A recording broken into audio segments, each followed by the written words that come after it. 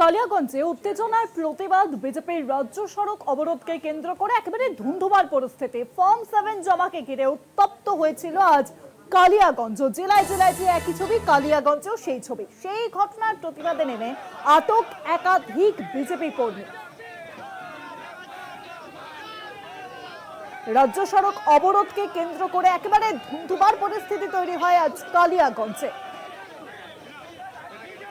Form 7 জমাকে ঘিরে উত্তপ্ত হয়েছিল কালিয়াগঞ্জ।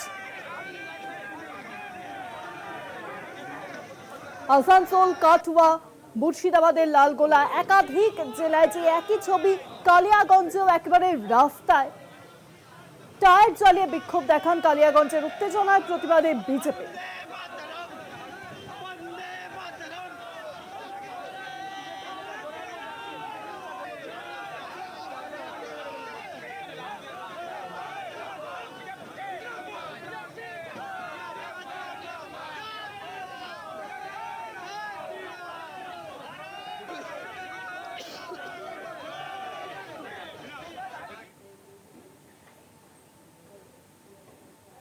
নজর রাখবো পরবর্তী খবরে। সিঙ্গুরে বড় আঘাত, চিন্তায় রাজ্য বিজেপি।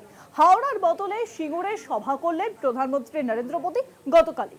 সিঙ্গুরের সভা থেকে বিজেপি ভোটের ফায়দা তুলতে পারল না। সিঙ্গুরের শিল্প নিয়ে কোনো কথাই যে বলেননি প্রধানমন্ত্রী। দলের মধ্যে ব্যাপক অসন্তোষ।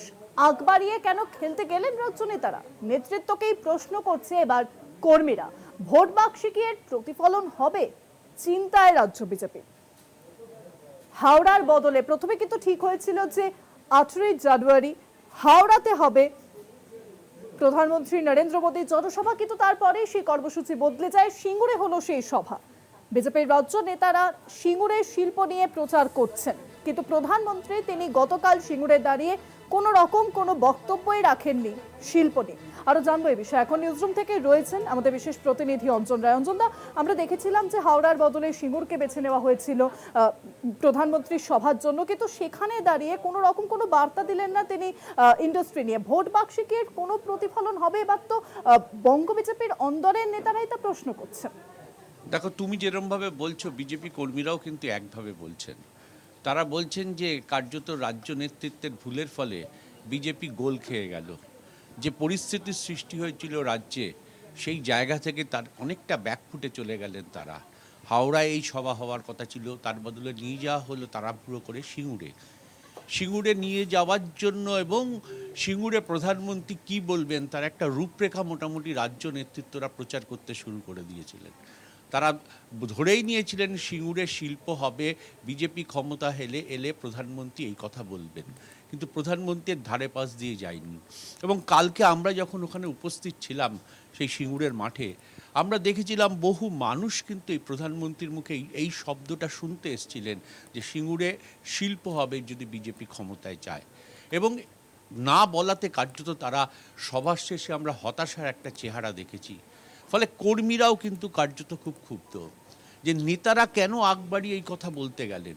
প্রধানমন্ত্রী বলার আগে যে জেলার নেতারা ভাষণ দিয়েছিলেন, বিশেষ করে সুকান্ত মজুমদার, শুভেন্দু অধিকারী এবং শ্রমিক ভট্টাচার্য, তাতে তারা স্লোগান দিয়েছিলেন, ভাতা নয় টাটা চাই। সিঙ্গুরের মাটিতে দাঁড়িয়ে সুকান্ত মজুমদার এই স্লোগান দিয়েছিলেন এবং যে দর্শকরা উপস্থিত হয়েছিলেন তারা চিৎকারে ফেটে পড়েছিলেন। কিন্তু তারপর প্রধানমন্ত্রীর ভাষণের পর দেখা গেল কার্যত নীরবতা, কারণ কোথাও তিনি বললেন না যে সিঙ্গুরে শিল্প হবে। ফলে বুঝতে পারছো এটা একটা সেম সাইড গোল খেয়ে গেল বিজেপি। এত প্রচার, এত রাগঢাক করে সিঙ্গুরে শিল্প প্রধানমন্ত্রীর মুখ দিয়ে বলানো, বিজেপি ক্ষমতায় আসলে সেই প্রতিশ্রুতি দেওয়া কার্যত পুরো জিরো হয়ে গেল। ফলে দলের মধ্যে ভীষণ প্রশ্ন উঠছে।